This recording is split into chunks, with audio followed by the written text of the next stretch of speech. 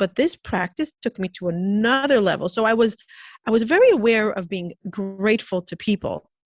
I was not aware of the power of noticing the constant good that I'm getting from God, from the universe, from my surroundings, from my moment to moment, which that is something that changed in my life. And I often say people mistake the fact that they live with pain with the lack of with this perception that if I'm in pain, I shouldn't be grateful. I can't be grateful. Pain and gratitude can coexist. Loss and gratitude can coexist. Anger and gratitude can coexist. When we learn this, when we see this symphony, this beautiful, beautiful balance between all the emotions that can coexist, we realize that gratitude just makes everything more feasible to get through life. And it makes us notice more of what we do have versus what we don't have. Thank you from my heart, from the bottom of my heart. Thank you from my heart, from the bottom of my heart.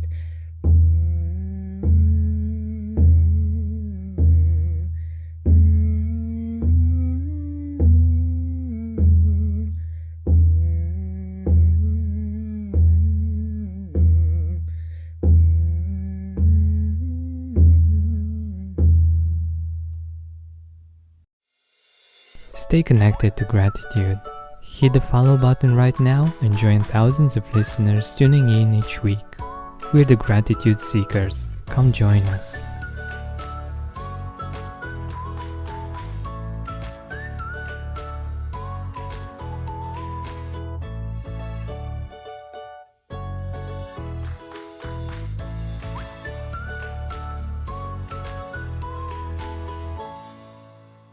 Hi, Gratitude Seeker. Welcome to a new episode of the Gratitude Podcast. Our guest today is a mental health consultant and podcaster. I've been on her show, and now I'm really happy to have her as a guest. Matana Jacobs, welcome to the Gratitude Podcast. Thank you for having me. I remember the first time I came across your podcast years ago. I think it was 2 years ago. And I was so inspired by your podcast, and it's really an honor to be on yours. And one of the episode that I recorded with you is one of our popular episodes. So this is really an honor. Yeah. I didn't know that. I'm so happy to hear that. That's wonderful. Yeah.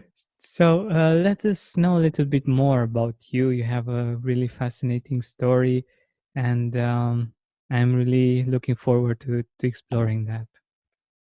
Thank you. So I am 45 years old. I am married, live in New York. I'm a mother of 5 delicious, amazing children. My youngest is 4 years old. My oldest is 19. So I'm really I spread myself through all the ages. And I grew up in Israel in a very Orthodox, Jewish Orthodox family.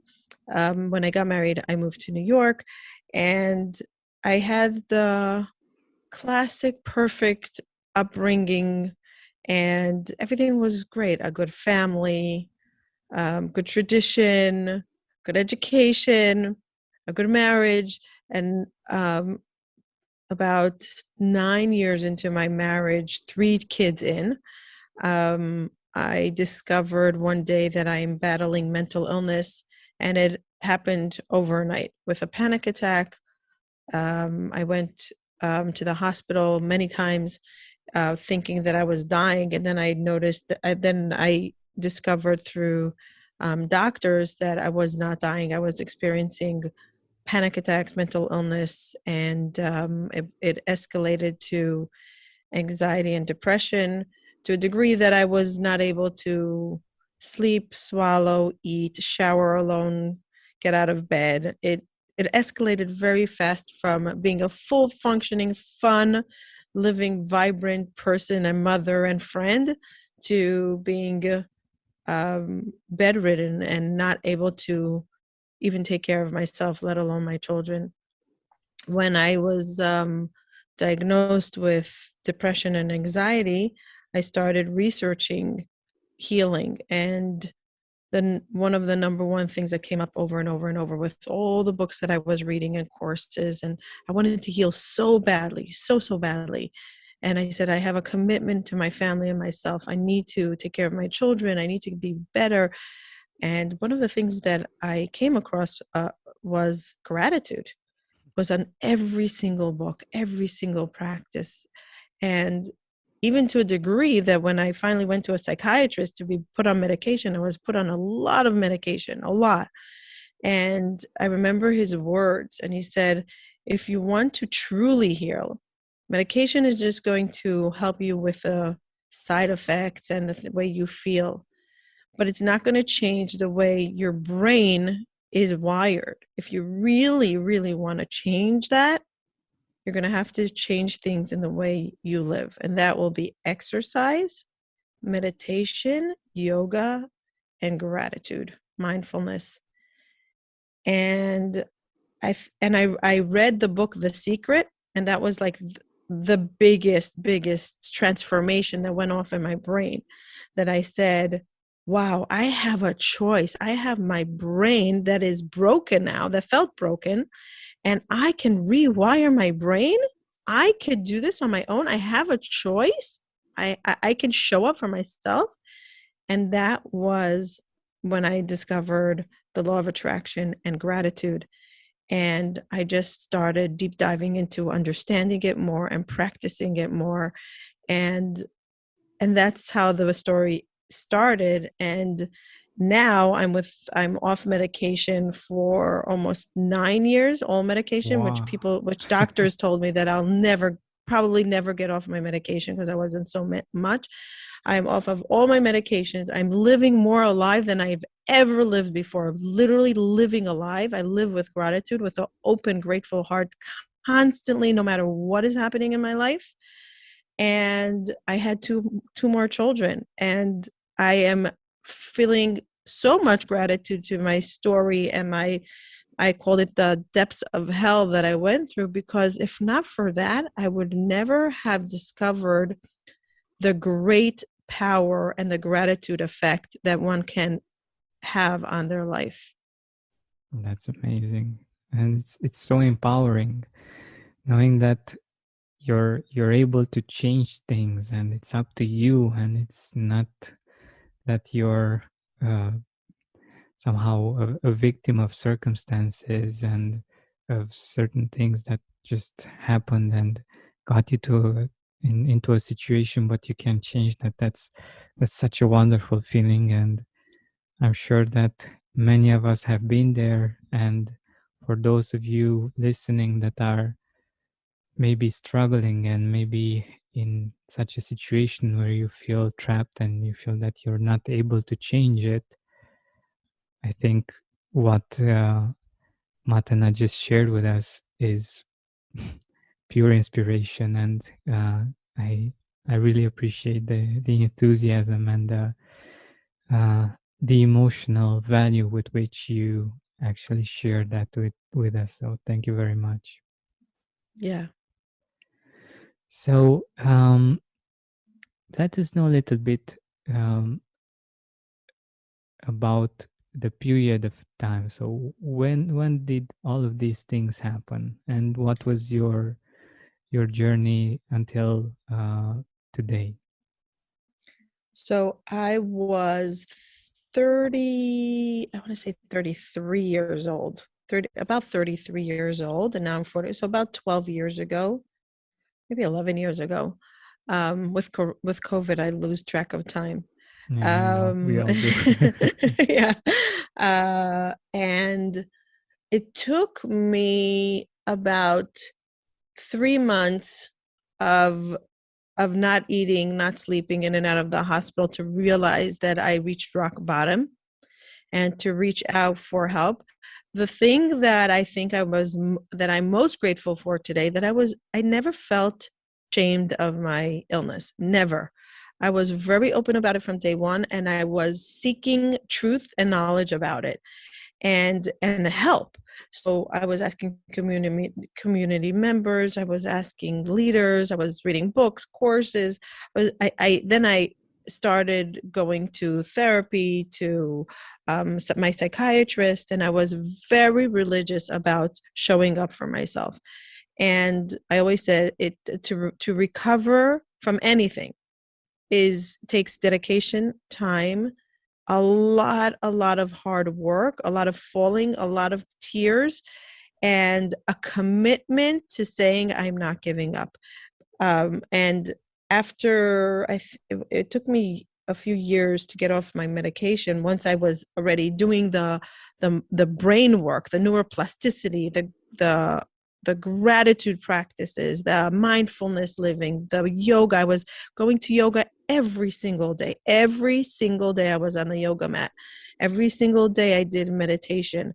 I prayed. I lost my relationship with God for a while, and then I came back to God in a much more beautiful way, in a way of love and connection versus fear that I had Beautiful. beforehand. Yeah.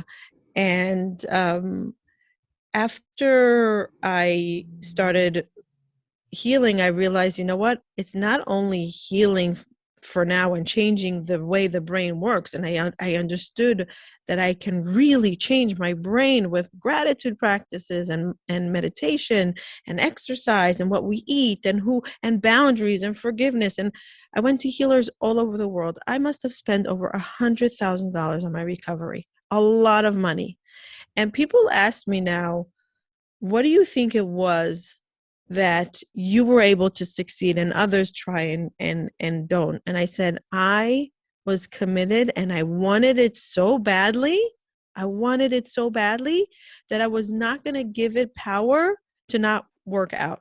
So did it work right away? No, it took time. It took effort. It took years.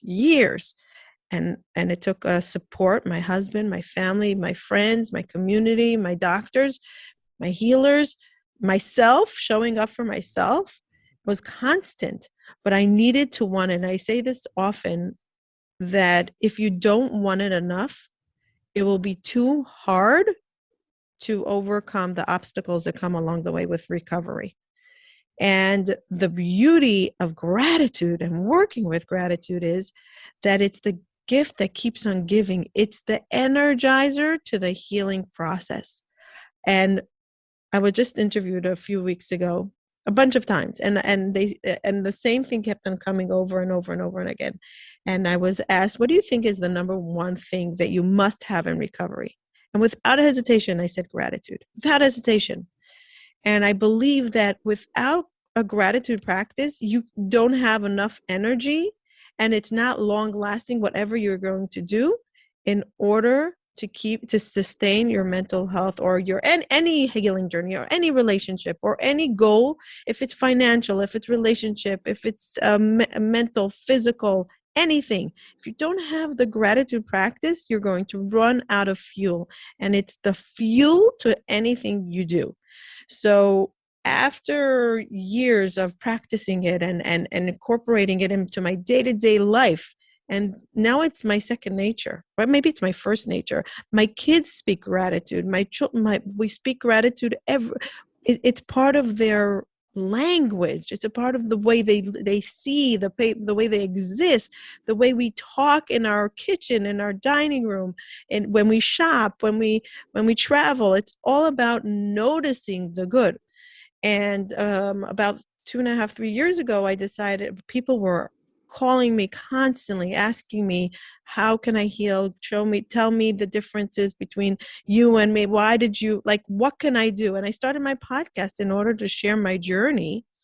And it suddenly opened this whole big universe to myself, because I started interviewing people and understanding more. And I decided that the podcast that I'm going to break the stigma of mental illness will not be a podcast without gratitude. And we have over 60 episodes on only gratitude, because there is no healing without gratitude. So now I'm 45 years old, and my podcast, thank God, was very successful, is very successful. We're starting another podcast soon. And the everyday I live and surviving COVID with gratitude was my potion, was really my potion. And as I said, any stress that comes into my life, and I have a lot of stresses, 5 children, businesses, travel, family, trauma, but gratitude makes everything better to go through. Gratitude makes everything feasible, and it just makes the black and white colorful. Wow. Actually, I was thinking about asking what is your definition of gratitude, but you just answered that, so I appreciate it. And I totally resonate with that. And yeah, it's a really wonderful way of defining gratitude. And I can see and feel the fact that it comes from experience and from really living it and seeing it from many points of view and exploring it in its many forms and colors. Let's say, yeah. I just love what you shared with us, and this idea of recovery and healing, and having gratitude as the fuel for that. I've seen this myself in the interviews that I did. Whenever I spoke with um, therapists or healers, whenever, uh, wherever they were on the spectrum, whether they were more like spiritual or emotional, or even physical healers, or even doctors, they all said the same thing that you just mentioned: the fact that gratitude is key to recovery. And I think that's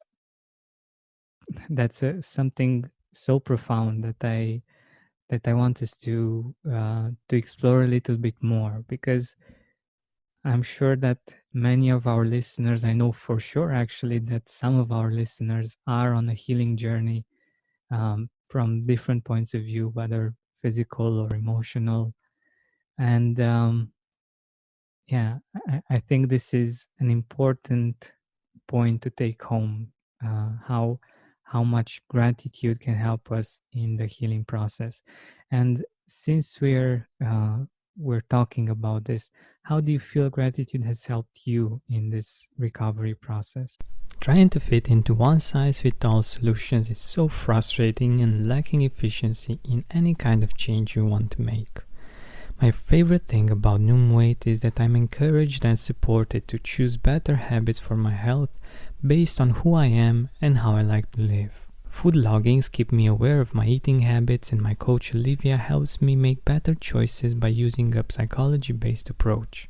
I believe in the power of habits, gratitude habits, healthy eating habits. They give us the long-term results we're after, whether we want to lose weight or enjoy a happier life. Having an off day is okay. Being flexible, not stressful, is what Noom Weight is about, and that's why I love them. And making progress each day is what we gratitude seekers are all about. So start building better habits for healthier long-term results. Sign up for your trial at noom.com/gratitude. That's noom.com/gratitude. So I grew up with a father that taught us to be grateful to people. So it was kind of ingrained in us that we need to thank people for their service. If it was the bus driver, the janitor in the school, the teachers, the principals, parents of our friends, anybody that was any kind of involvement in our life, we had to show gratitude. It was like his MO. There is no way of living without being grateful to humans. This practice took me to another level. So I was very aware of being grateful to people. I was not aware of the power of noticing the constant good that I'm getting from God, from the universe, from my surroundings, from my moment to moment, which that is something that changed in my life. And I often say people mistake the fact that they live with pain with the lack of with this perception that if I'm in pain, I shouldn't be grateful. I can't be grateful. Pain and gratitude can coexist. Loss and gratitude can coexist. Anger and gratitude can coexist. When we learn this, when we see this symphony, this beautiful, beautiful balance between all the emotions that can coexist, we realize that gratitude just makes everything more feasible to get through life.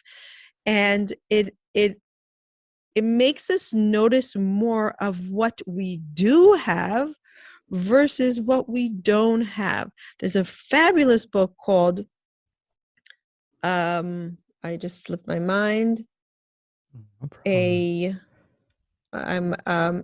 complaint-free world. And it's all about living without, like, to notice when you're complaining. If you start noticing, first of all, mindfulness and noticing is the first step of awareness, right? So if we're not aware, we just do things automatically. But when you start noticing when you're complaining, you suddenly notice how your mind is more focused on negative than on positive. And if you mindfully said, okay, every time before I complain, I'm going to think, is this helping me, the complaint, or should I switch it to a gratitude? Now, sometimes we do need a vent. Sometimes we need to be angry. Sometimes we have, as my mentor Tal Ben Shachar says, we have permission to be human. We need to be human. But the question is, what do we focus on? Are we going to focus on all the negative experiences, or are we going to focus on the positive? Because there is always more positive than negative. Always, always, always, always, always. So what are we going to choose to focus on? Now, they can coexist. The negative and the positive can coexist, but one is going to be more powerful than the other. And that is our choice in our hand. Where do we want to dwell? Where do we want to dwell? So I say to people that are dealing with anxiety, do you want to give the anxiety the power of all the things that could not work out? Or do you want to give the power to the positive of all the things that could work out? Just like the negative could work out, nothing happened yet. Its anxiety is about the future. So we can also give our mind what could work out for the positive. And that is when we notice the good, the constant good that is flowing our way, and the constant recognition and being grateful in our heart, then we suddenly attract more and more. We notice more and more and more good. And then naturally, it becomes natural. After practicing, it becomes a second nature that you are going to start noticing more and more things to be grateful for, rather more and more things to be resentful, angry, frustrated, and bitter about. And that was my old self. I was a pessimist. I was resentful. I was angry. I just had all these traits. No one knew it from the outside. It was all in the inside. And I believe that my mental illness came from breaking down all these walls that I was suppressing and not showing up to my emotions properly. But when we validate our emotions and then we see, okay, what do I want to do with it now? Give it the recognition, give it the awareness. But then where do I want to dwell? Do I want to dwell in negative or positive? And we know that energy attracts whatever, with our thoughts attract whatever we are going to focus on. So what do we want at the end? What do we want? And if we want more positive, you just have to elevate that frequency of gratitude. The more you focus on gratitude, the more you're going to notice naturally without even being aware of your thoughts anymore, because it's going to be a magnet. And that's what happened to me after years of practicing. It's not even a thought anymore. Yeah, that's the best place to be in. And that's what we're trying to do here on the podcast and all of us listening or participating to the Gratitude podcast. We're trying to cultivate gratitude as a habit in its many aspects. And one of the things that I love that you shared is the fact that even though you had a type of gratitude practice, it was already a part of you. It was somehow a habit that you were thanking people and that you were appreciating people because you were educated in such a way.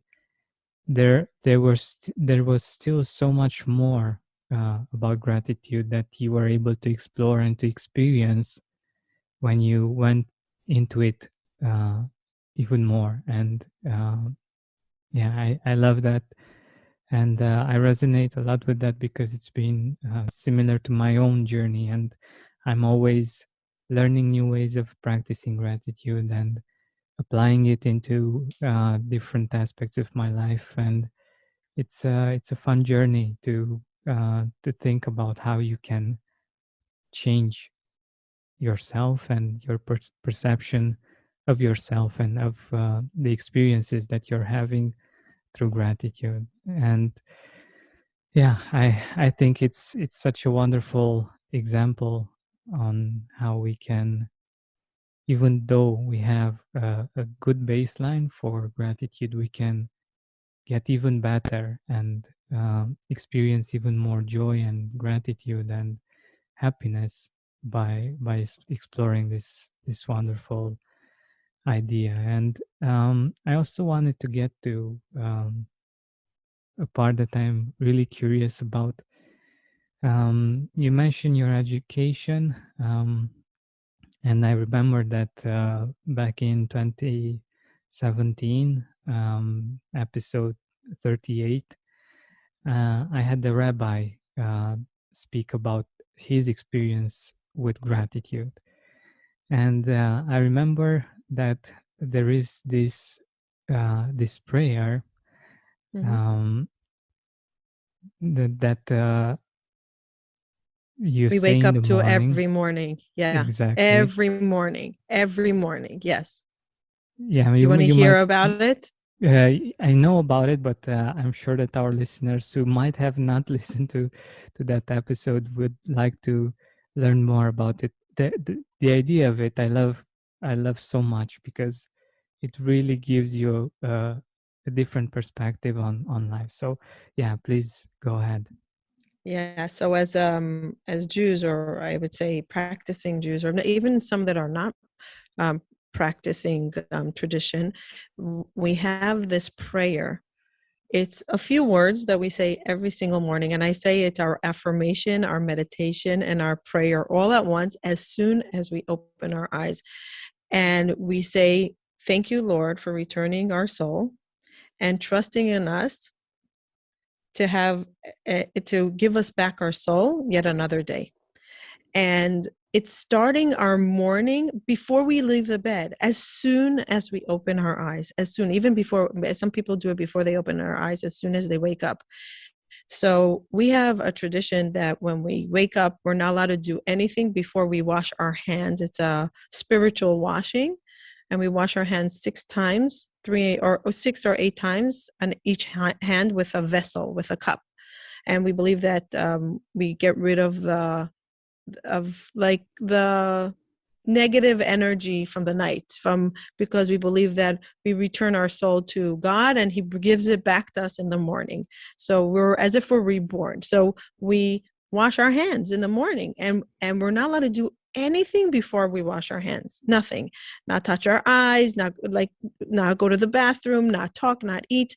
The only thing we're allowed to do, the only thing, is to say this one prayer in the morning, this one thank you, this one gratitude, which shows the power of gratitude, that any that we were, that our tradition knew that every day needs to start with an affirmation, with an awareness, with a gratitude of Thank you for giving me another day. Even if I have a miserable life, even if I have so much pain, I am still going to be grateful for this breath that I'm taking right now, that God, you entrusted me again another day in this universe. I am grateful for you, to you for this.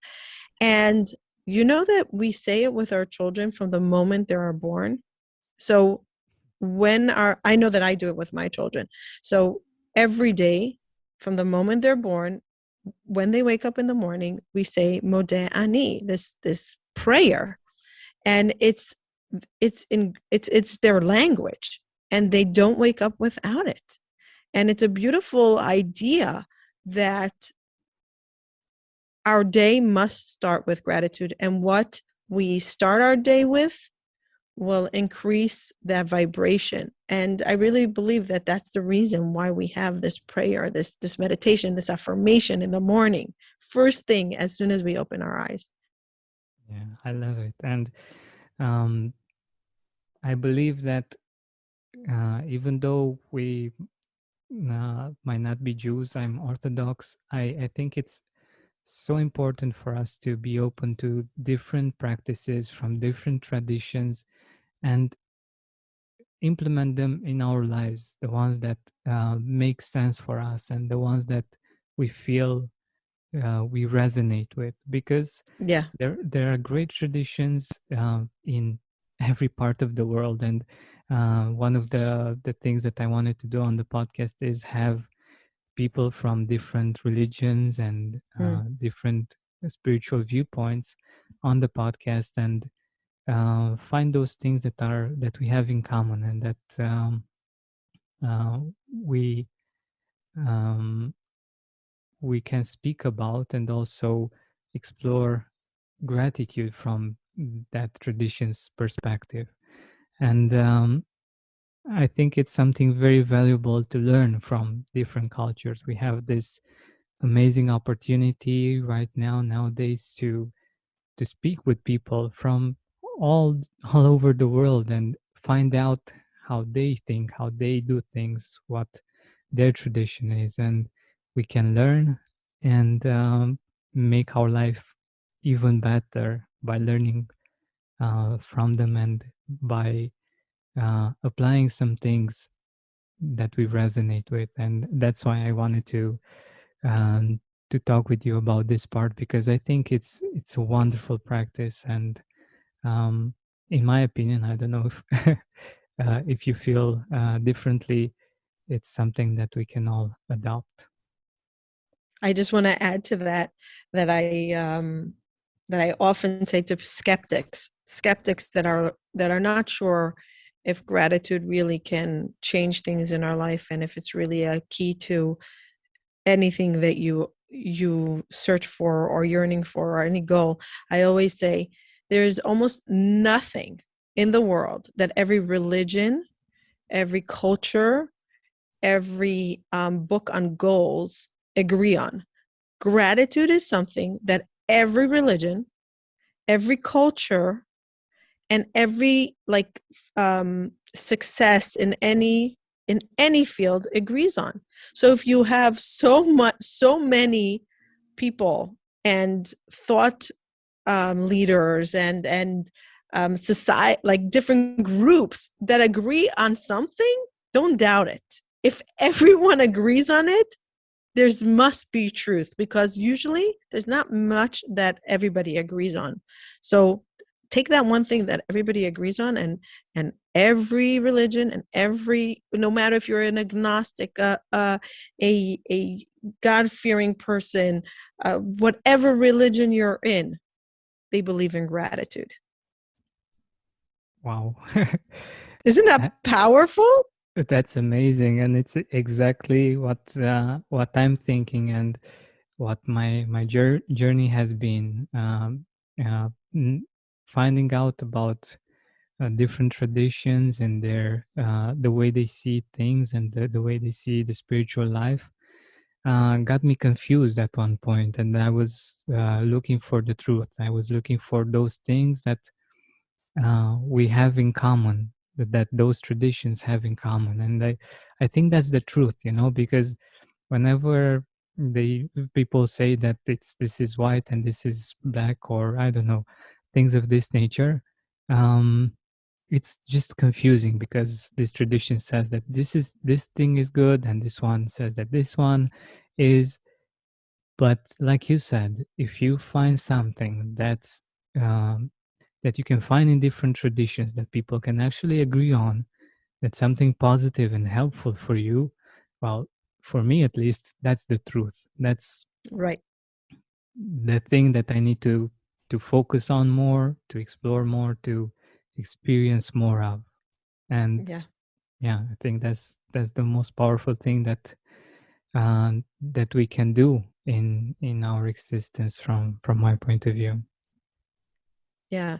Renee Brown says that she will never talk about joy.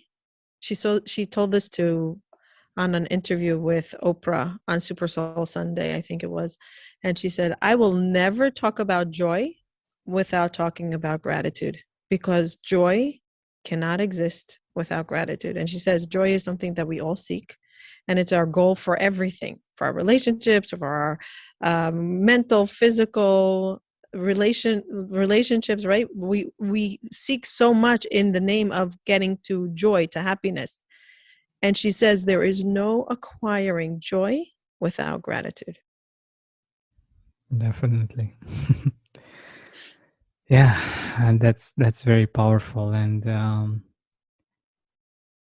this is what we're doing with our work, helping people find and experience more gratitude. And I think that's an important thing that we all need to do, or we can choose to do. We don't need to do anything Right. basically, Right. but it can make our life much better. And yeah, I'm also really curious about something. um, you've traveled the world. You've been Yeah. to South Africa, Australia, China, Europe, Italy, Austria, Israel. I lived in Israel. Israel my whole life, almost my whole life. Yes. I'm really curious if you've seen in all of the places where you've been, if you've seen different things um, related to gratitude that inspired you or made you think some, or just made an impact on you in those travels. It's a very interesting question. I think that I saw in all the travels, I've seen people that are more connected to the simplicity of life are living a more grateful, mindful life. I think in Africa, I saw, if I think now, like the most naturally inclined, grateful people and happy people were in Africa, where they didn't have much, and they just lived with nature and with what they have, and they were not focusing on the great what they don't have and achieving the unbelievable goals, but they just were very mindful. And also in Thailand, I saw a lot of that. The more people meditated, the more they were connected. Um, but it was people in different cultures really show their gratitude in a different way. Some show it in singing, some show it in dancing, some show it in prayer, some show it in an act of kindness. So in every culture, it's very different. I just wrote a post about a relationship that sometimes we make an assumption on loved ones or any relationship that they're abusive or mean or not kind because it's not matching what we grew up in our culture, which really it could be just a culture gap. And really maybe in one place this is how they show kindness, and in another place it's not unfamiliar to them. And when it comes to gratitude, I really believe that there's a different way, and each one can practice it and achieve it in a different way, whatever speaks to their soul, whatever speaks to their what's comfortable for them, what feels home to them. And and everybody is entitled to do it in any shape and way they want. And I think that it's very different in every culture. And it's interesting, like if you look at Americans and Israelis, like I lived most of my life in Israel, actually at the same amount in both. Now I could say the same amount in both places because I'm living in America for 20 years and almost and 20 something in Israel. And the way people express gratitude and graciousness is very different, very different. And every time I come back, I just came back from Israel yesterday, and I noticed that people are not expressing gratitude like I'm used to. And I was very judgmental. And then I realized, wait, maybe they're grateful in a different way than I am. And maybe that's okay. Why am I judging them that they're not grateful? Maybe they're doing it in a different way. Exactly. I love this thought. Um, it's it's similar to the actual language. You're lucky enough to speak both languages, and Mm-hmm. you're able to understand them both. And Right.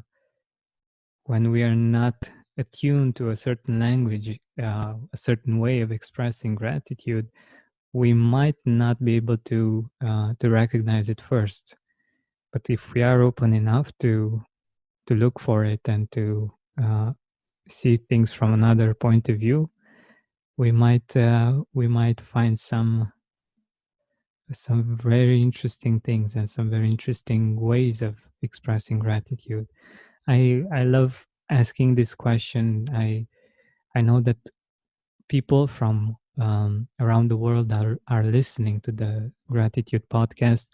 I've had guests from around the world, and it's really interesting to see how people do this, how people express their gratitude in different places, because we can learn so much, and we can find a way that works best for us. And I think that's something, again, wonderful. By being able to learn from people from all around the world, we can find something that we might not have seen in our culture. Maybe we didn't um, it wasn't as easy to choose gratitude and to have a gratitude practice, because we haven't seen uh, or heard of something that really resonated with us. And when we see other perspectives, we can try them out and see whether they resonate with us, and they make more sense for us to practice gratitude in that way. So yeah, that's why I love to find out how gratitude is practiced around the world. And yeah, thank you for sharing that with us. It's really important that we are open to this, and yeah, to finding out new perspectives on gratitude. I want to add to that one of my mentors in gratitude is Dr. John DeMartini. Have you heard of him? I've had him on the podcast. Yeah. Oh, okay. He's fabulous. I had him a few times on my podcast, and he's really my mentor. And he wrote the book, The Gratitude Effect, right? And I often add to his list of the gratitude effect so many things that gratitude really has an effect on. One of the things that I found in my own life practice, I grew up very judgmental and very black and white. And the gratitude effect for me was being kinder, less judgmental, and more accepting of others, which is amazing. It softens your heart.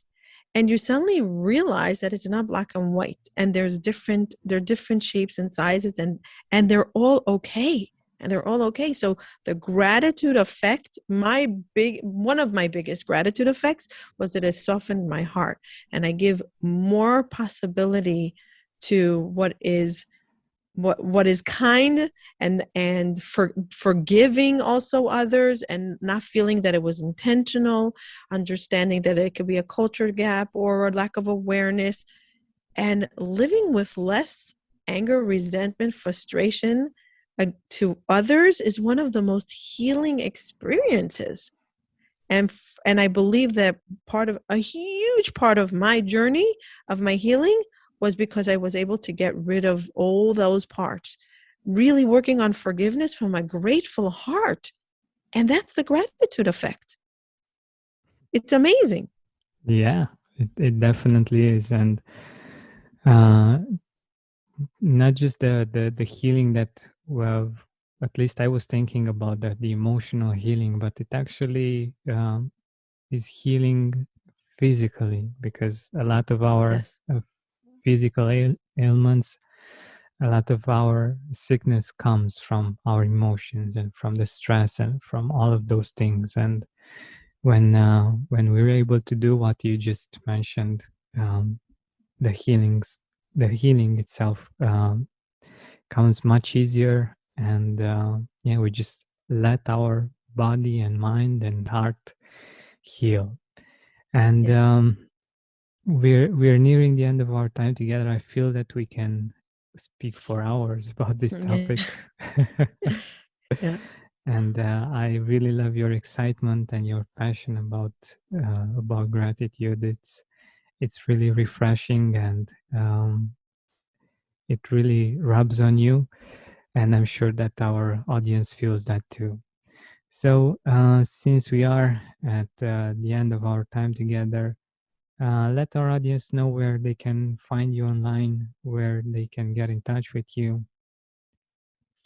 So I think the best thing is my podcast, Hope to Recharge, hopetorecharge.com.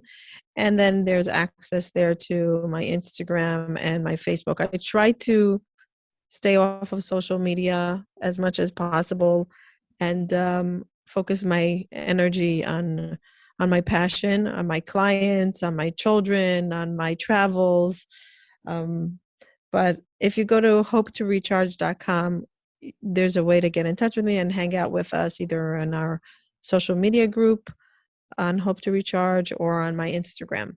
And there's emails there also to contact us. But you can just listen to our podcast. It's very interesting, and a lot on gratitude there. All right. Thank you so much for being such a great guest.